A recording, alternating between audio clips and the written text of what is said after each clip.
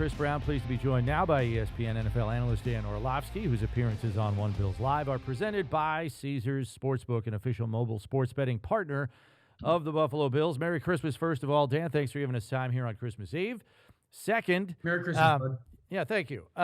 Second of all, Bills fans are trying to make heads or tails of last week's performance, where it's clear that a team that, clinched the division with 5 games left to play and is coming off an emotional win over, the NFC's best team, at least right now in the Lions, probably had a little bit of a letdown. Hard to get up for a 3-11 team, even though it is a division opponent.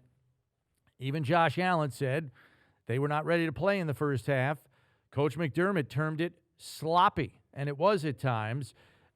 What is the challenge, do you think, for the Bills going forward here with 2 games to play? Yes, there is some playoff seeding that could be at play this Sunday, depending on what happens Wednesday, Christmas Day. Coach McDermott made no bones about it, Dan. It's a hard needle for coaches to thread here.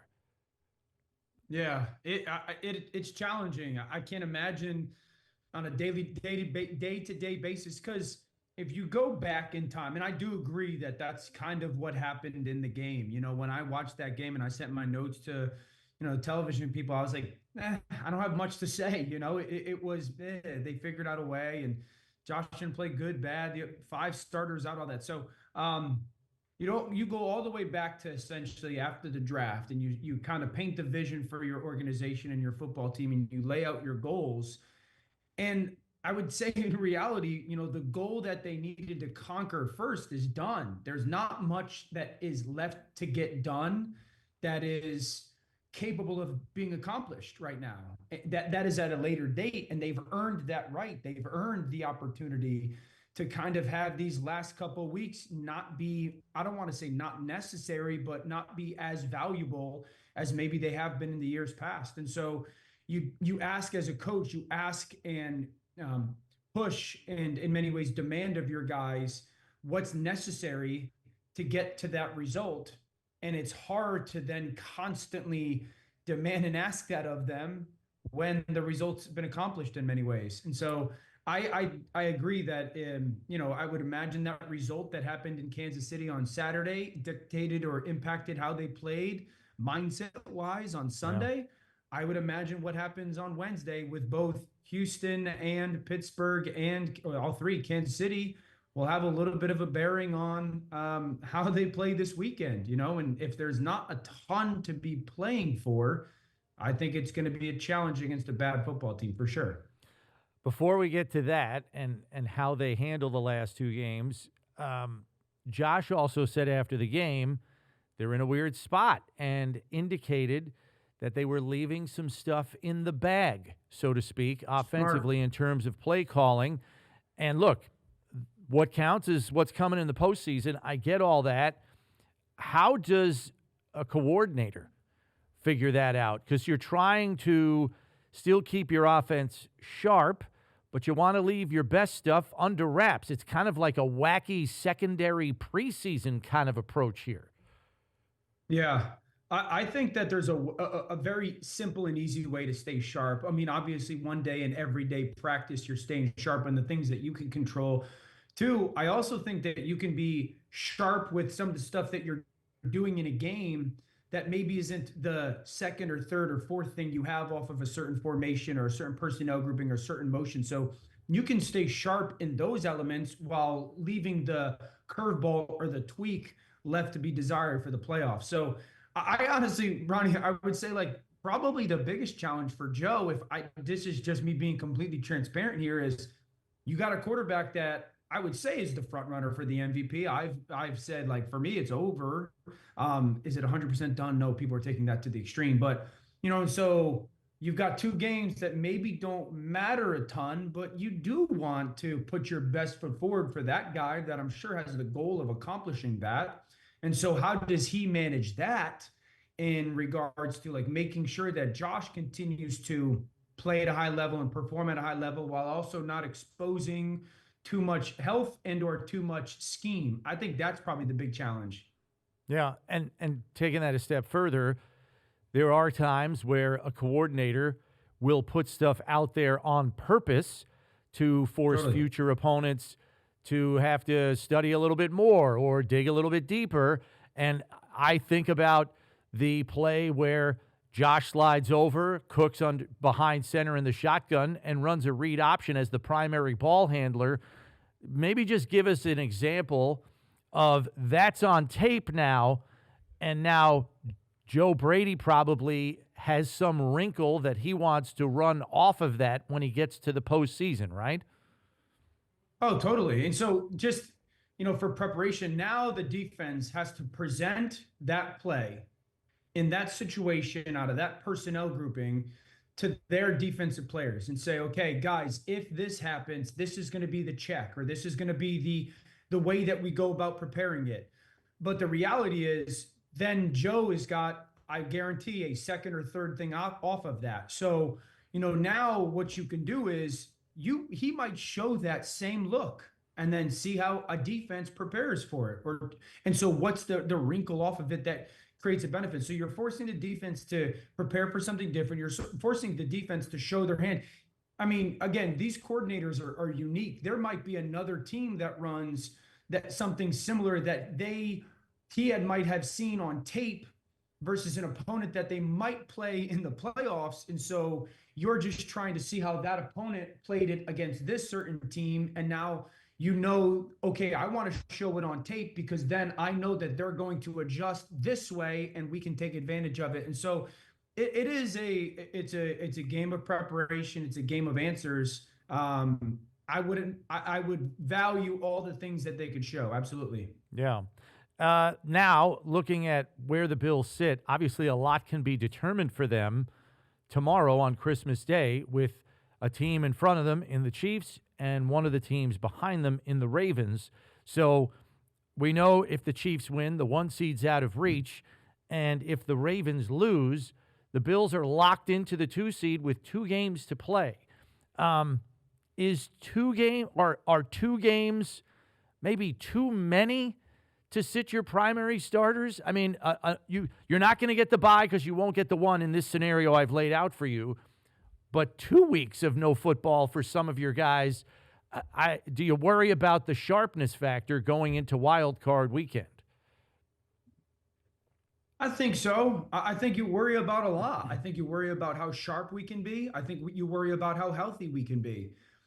I don't necessarily know the perfect answer for that. Yeah. It's probably in relation to the sharp element.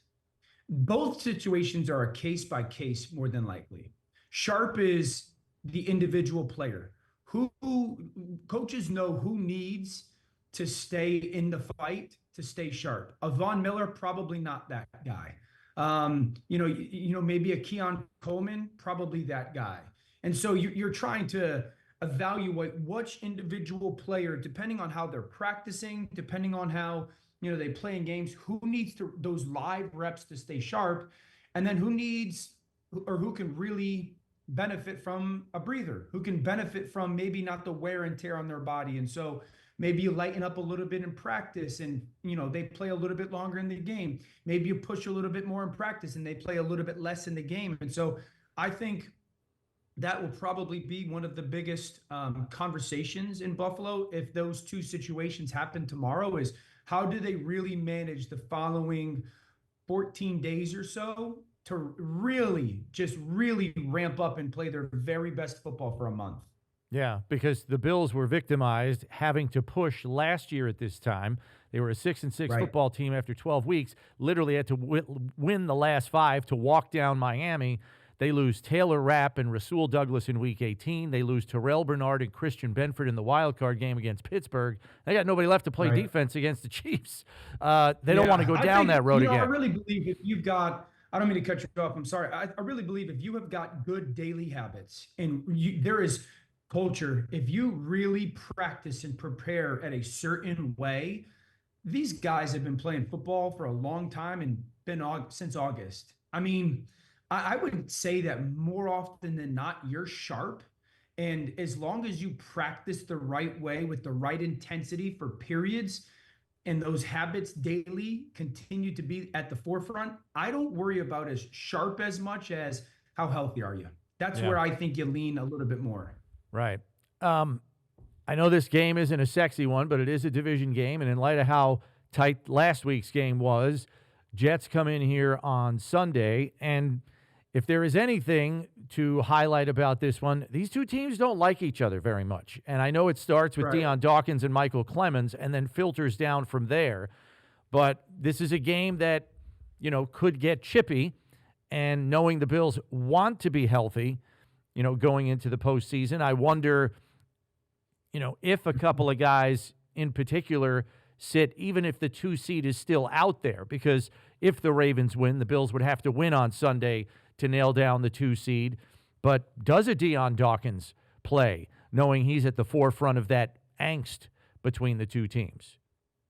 Yeah, I mean, that's one. What's his health? Two, what's the conversations like with him and Sean McDermott? If Coach McDermott's got some reservations over it, it's probably a conversation. Deion, you also have to be aware of, and I know it probably doesn't affect the playoffs, but when you're one of those teams and you don't like each other, you're trying to constantly push that guy over the plank because then he can get himself in trouble. Then he can get himself suspended. And all of a sudden you get the last laugh in a way, especially if you don't like each other team-wise or if you don't like each other personally.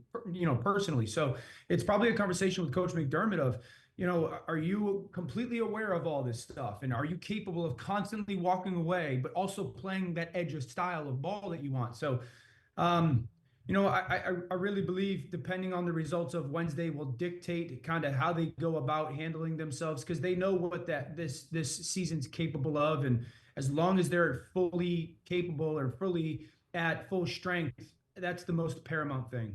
Yeah, because I'm watching the game back last week between Jets and Rams, and I'm like, oh, are the Jets a little frisky here at the beginning? And then Sure. And then it didn't. It kind of just fell off and disappeared as we've seen so many games with the Jets unfold. So I don't know what to make of that. I expect them to be more inspired to play the Bills than a Rams team that they rarely see, especially with the history there. Especially with the history there. So the spoiler role, I think the Jets want to play that this week. So what are you anticipating from a Jets team that has really had trouble running the ball? Heck, their kicking game is a mess right now. They just signed another kicker, Greg Joseph, to their practice squad. We know all the problems that the Jets have, but there's still enough talent there, I would think, to summon up a spoiler role effort. Well, Aaron's playing well, too. Aaron Rodgers is – forget what you might have heard of week 4, week 5.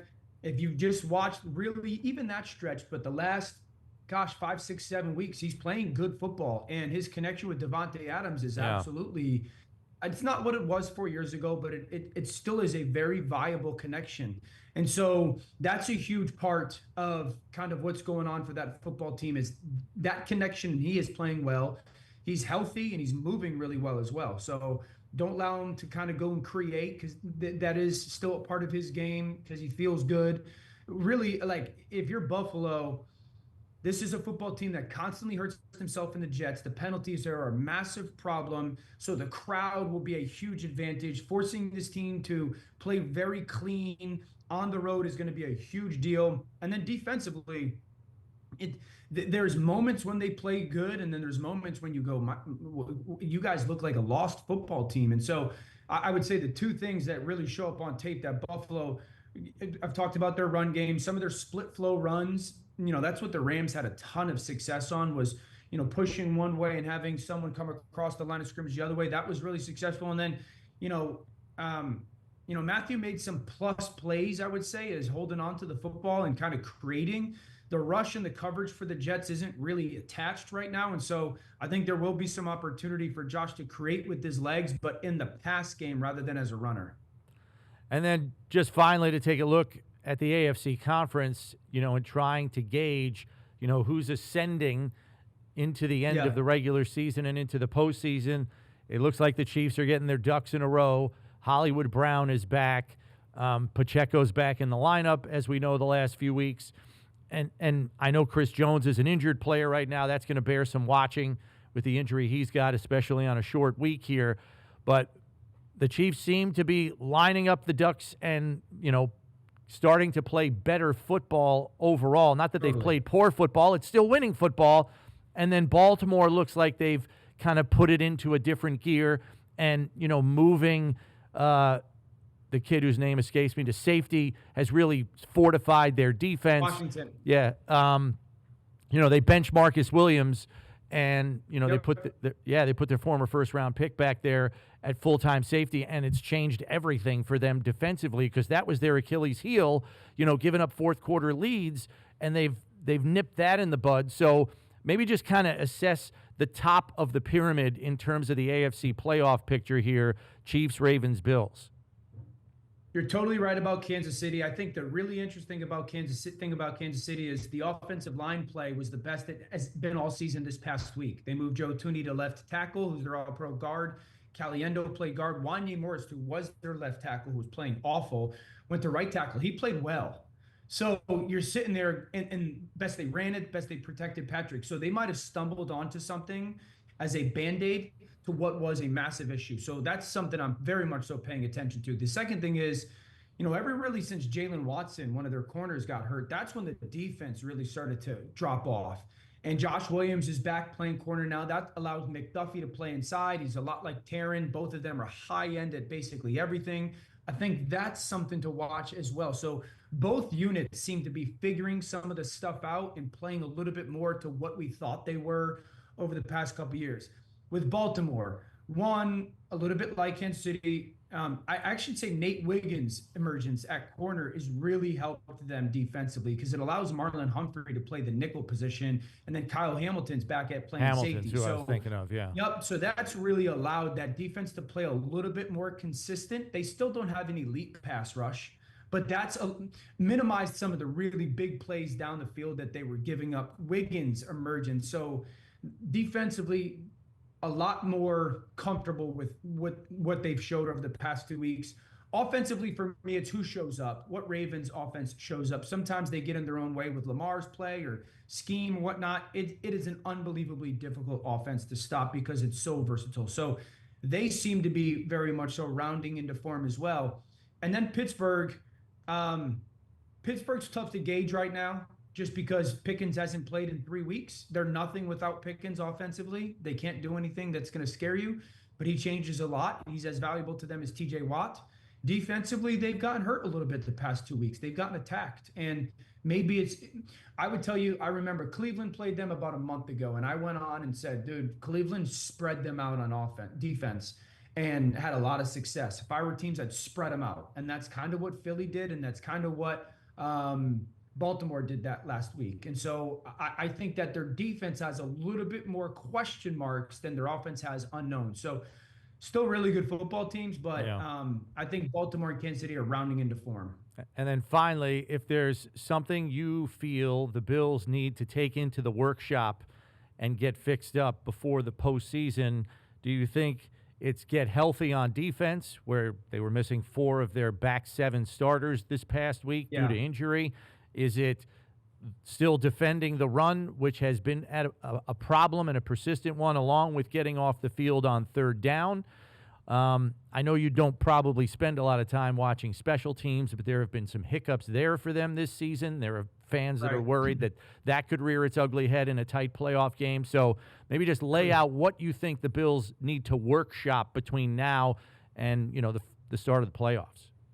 Yeah, offensively, not much. I really believe that offensively they're comfortable as long as Josh is playing the way he's played all season long. I would tell you the number one thing is how they're going to handle each team individually. So how are they going to handle Kansas City's really gotten into their 4-by-1 world, but they compartmentalize it. Early downs, it's their RPO game. Late downs or pass downs, it's their kind of man-beating concepts. So how do they want to handle those? How are they going to handle those on the early downs in the 4-by-1s when you know what you're getting? Are you going to play man or are you going to play zone? How do you want to kick your kind of coverage and rotation? So I think that's very specific to Kansas City. And then I would say Baltimore, how are they going to handle Baltimore's big guys? Because when it comes to Mark Andrews, Isaiah Likely, and Ricard, how are they going to handle those guys when one's on the field, when two's on the field, when all three are on the field? And so, is it going to be a personnel adjustment? Is it going to be a front adjustment? I think those are probably the two big questions that you've got to ask when it comes to knocking off or really beating those two teams and handling specifically how they want to play ball. Yeah. Steve was a big proponent of playing a 50 front against Baltimore and just go completely unconventional against them and dare them to throw the ball outside the numbers. He thinks that's how the Bills could effectively defend Baltimore. That's kind of what Washington did front-wise against Philly this past week. They actually put 6 guys across the line of scrimmage and said, all right, we're going to create penetration, and that was big for them. Obviously, you risk yourself a little bit, so you got to trust the guys back there, but you got to do something. Yeah. Dan, thanks as always. Have a great Christmas with your family. We'll catch up with you next week. Merry Christmas, bud. Thank you.